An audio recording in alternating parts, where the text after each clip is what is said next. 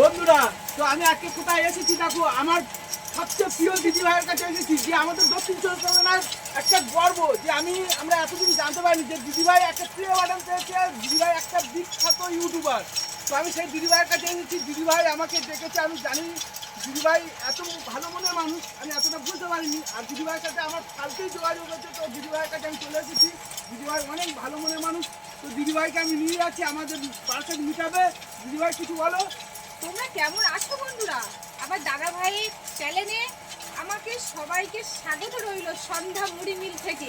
তোমরা কেমন আছো দাদা ভাইয়ের পেজে প্লিজ একটু কমেন্ট করে জানিয়ে দিও। কেউ দিদির মতন, কেউ বোনের মতন, কেউ মেয়ের মতন, যে যেখান থেকে ভিডিওটা দেখবে। মানে দেখতে পাচ্ছ দাদা ভাই অলরেডি আমাদের সন্ধ্যা মুড়ি মিলে চলে এসছে। সকলার যে সন্ধ্যা মুড়ি মিল সেখানে চলে এসছে।